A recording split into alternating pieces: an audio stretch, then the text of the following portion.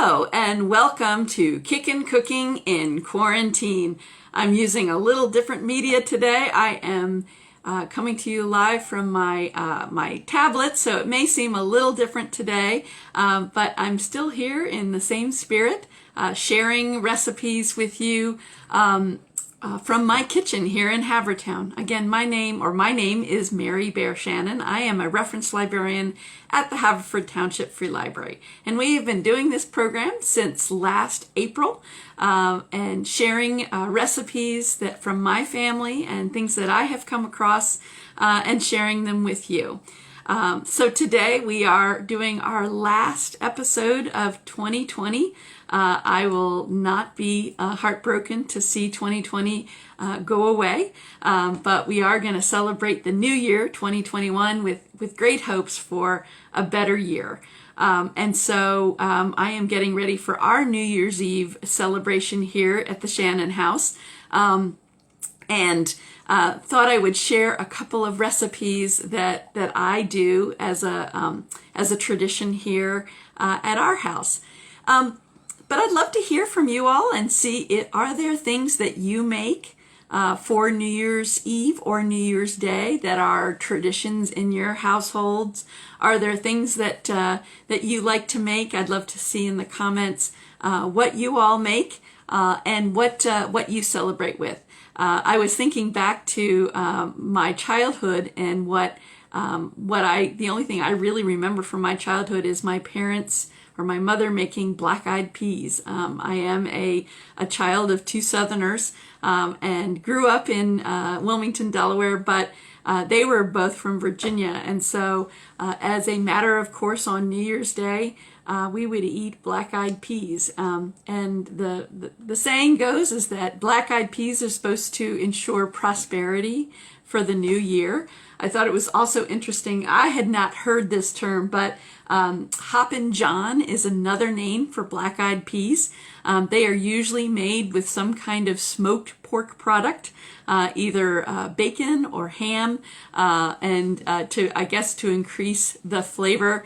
I have to fully admit that I hate black-eyed peas, and I have never made them as an adult, but my parents did make them, especially in the first couple of years of us living here in the north, and I was really pleased to see pleased when they dropped that tradition, because I really disliked and continue to dislike black-eyed peas. So love to hear what you all cook for the new year, either for New Year's Eve or New Year's Day as a celebration. Do you have people over? Do you are you basically just your family? Of course, we're all going to be basically our nuclear family this holiday, and that will be the case here for the Shannons as well.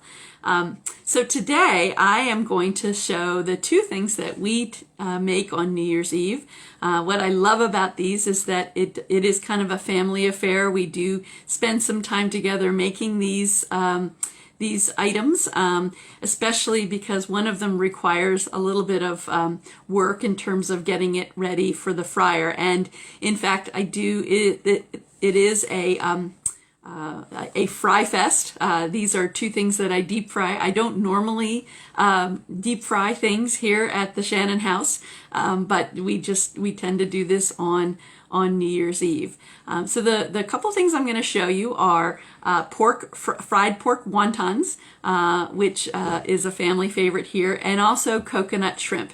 And then I'm also going to show you a dipping sauce that you can use for both of them, and maybe give you some suggestions of some other things that you could dip these fried morsels in. So anyway, we are going to move over to my kitchen. As I mentioned, my name is Mary Bear Shannon. I'm a reference librarian at the Haverford Township Free Library, and I am showing you the Shannon Family Fry Fest for New Year's Eve.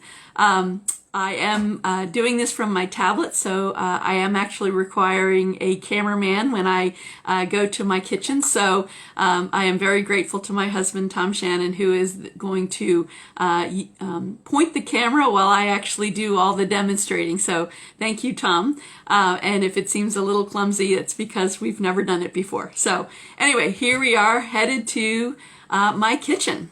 So I'm going to hand this over to my husband.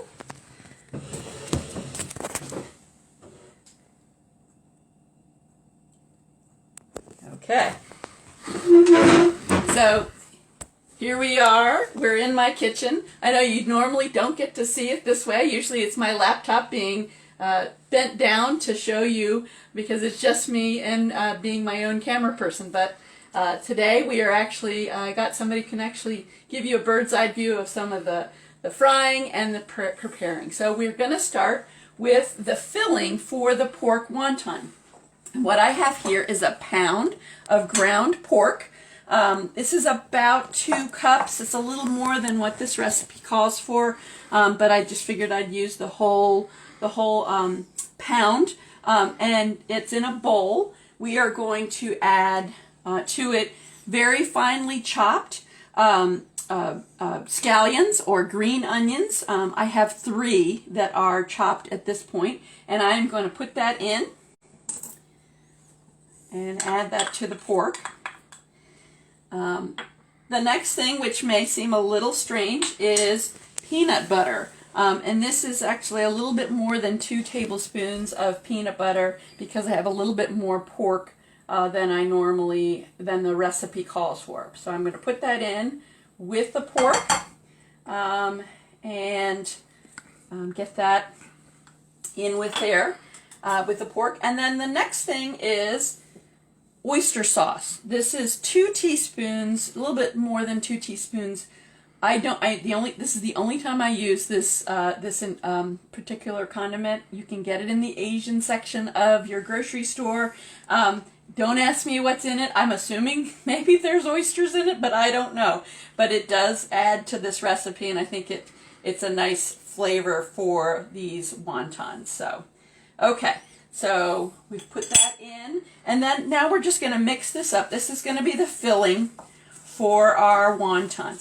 And you may see over here I've got a pot of oil. I am actually heating it because it does take a little while. I turned it on right before we went live, and we'll show you how we deep fry. I will say that I don't deep fry a lot, so there are times I get a little nervous about handling such hot oil, but I think over the years I've gotten a little bit more comfortable, but it is one of those things that I get a little nervous. Do I have the right temperature? Am I going to, pour hot oil on myself, which would be bad.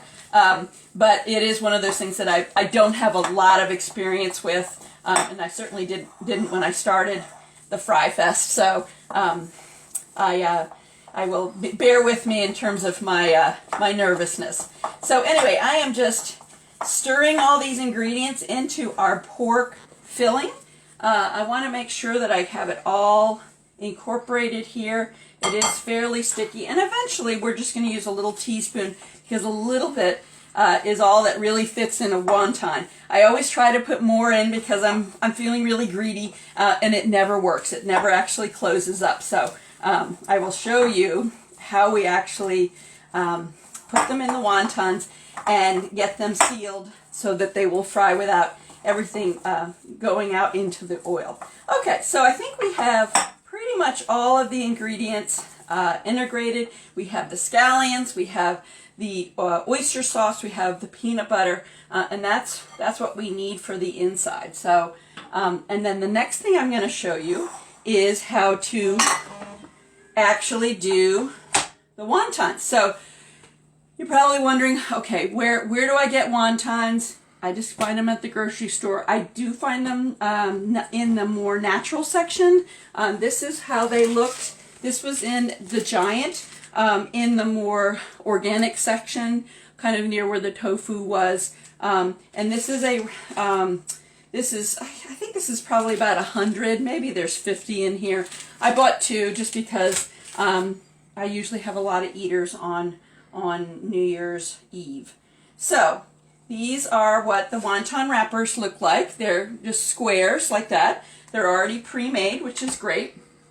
I'm going to take a teaspoon, and again, you're going to use maybe a half a teaspoon to go in there. It's not a whole lot. Again, if you find yourself putting too much in, it won't come together. And then the next thing is I have made a flour paste. This is just flour and water. And what I'm going to do is I'm actually going to run the paste along the sides here, because eventually we're going to want that to come together to kind of seal it so that when it goes into the oil it won't leak out. So, and this just helps us as we put these together.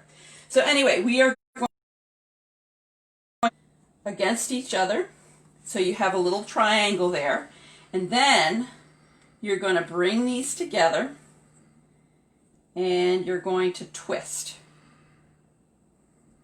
And that's it.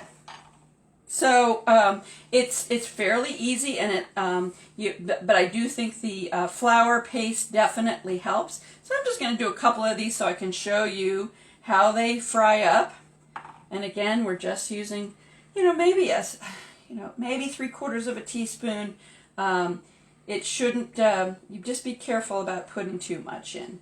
In fact, this makes a lot of wontons because you actually have a lot of filling.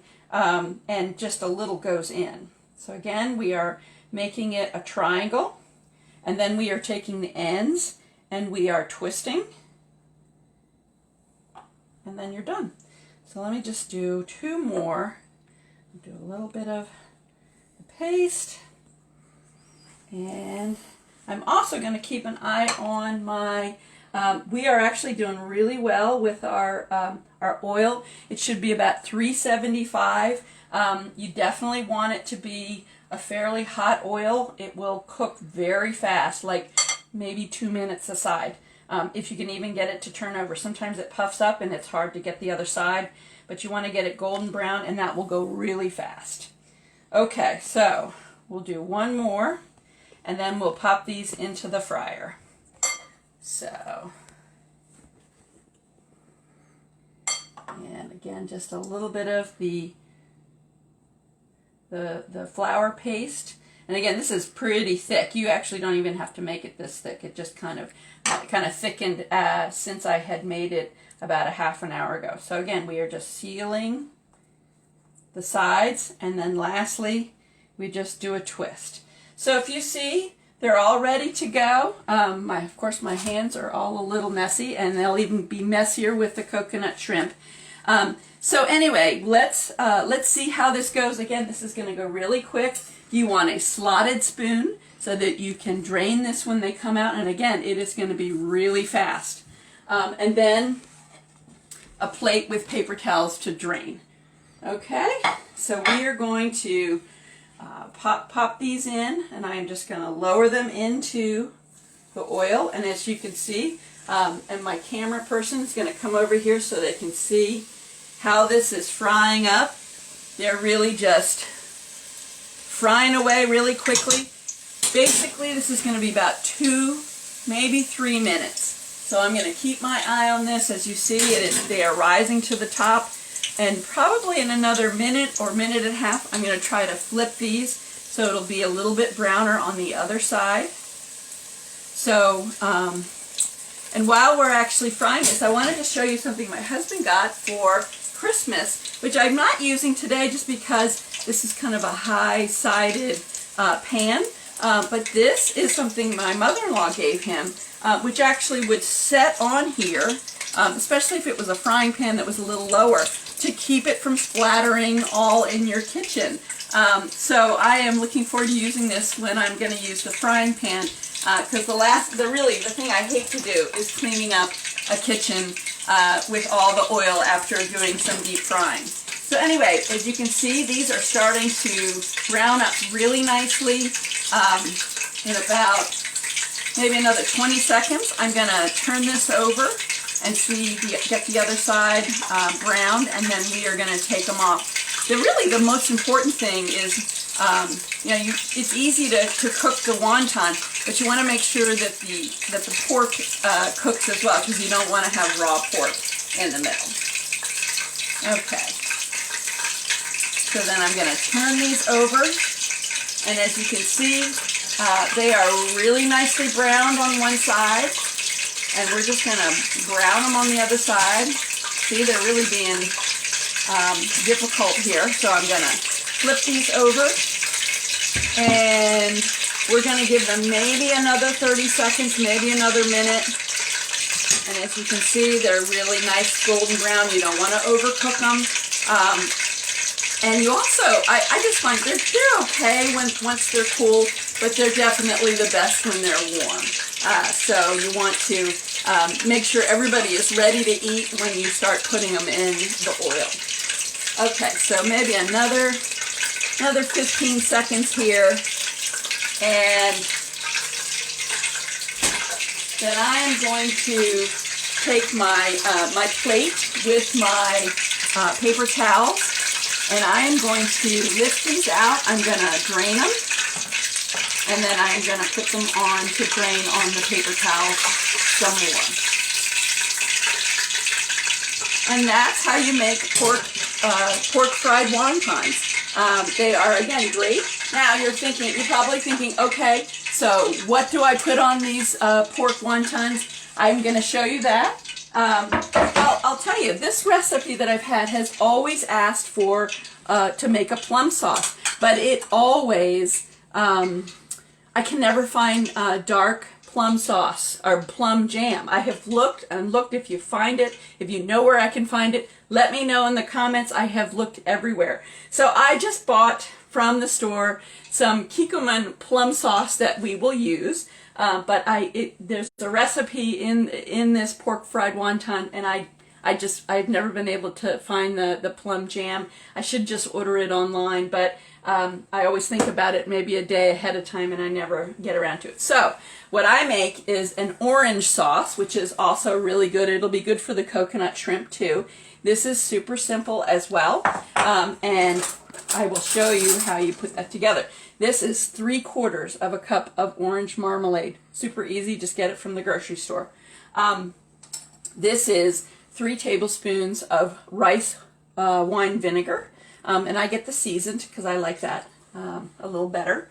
And this is 3 tablespoons of soy sauce, just regular soy sauce. And I don't put a lot in here, but I usually do a little bit of heat, but not a whole lot because I'm not much of a hot person, and I just do a quick squirt of sriracha. You can put more, you can put less, but I really don't do much more than that. And that is our dipping sauce. Really simple. Another thing you can use for these wontons is duck sauce. I mean, you can get it in the hefty gallon size from the grocery store for not a whole lot of money. So that's another good dipping sauce as well, but I really like this orange sauce too. So that's that. Now, the next thing we're going to do, because I want to watch my oil is kind of back up to temperature. I wanted to show you quickly how we do coconut shrimp. Again, another really easy recipe to do, and really only takes a couple of ingredients. And if you're gonna fry, you're already frying the wontons. I think it's great to do something else. So let me show you all of my ingredients. Of course, we have some shrimp. These were a little small. It was what was on sale at the grocery store. So I have raw deveined shrimp. I have left the tails on, but I have not, but I've taken the shells off. Some flour, along with a little bit of salt and a little bit of pepper. That's going to be our first thing that we dredge it with. And then an egg that's just beaten up. Where I only have a little bit here, but you might need 1, you might need 2 or 3 depending on how many shrimp you do. And then lastly, panko bread crumbs, kind of even parts panko breadcrumbs, and I use a unsweetened shredded coconut. I don't use the sweetened. There are some recipes that called for it sweetened. I like it unsweetened. Okay, so this is how we're going to do it. So again, this is a bit of a process, but you take the shrimp and you dredge it in the flour, and then you dip it in the egg, and you have to kind of make sure it gets covered. And then the last thing you're going to do is you're going to put it in the panko and the coconut, and make sure that actually sticks or adheres to your shrimp. And then here we go. We are going to Drop this into the oil, and we are going to do a couple of these all in a row because you want to do the batch all kind of together. So we're going to do the shrimp and the panko and drop that in. These are going to go very fast, like maybe 2 minutes, because they're smaller than the ones I usually use. So you want to make sure that you don't overcook it. Shrimp cook so fast. I mean, even if you boil them, it's just like a couple minutes and they're done. And that really is what makes them the most tender if you don't overcook them. Let me do one last one. As you can see, it's a messy process.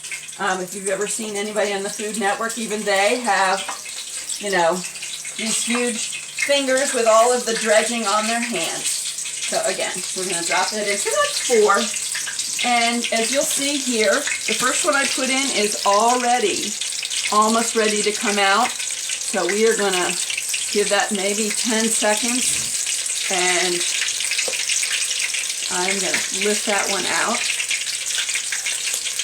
and I'm going to put that on the paper towel, and I'm just going to watch these rest of these, turn them over once they get brown on the other side. Again, shrimp take so little time, and you don't want to overcook them because they will get tough. So again, these are almost completely done.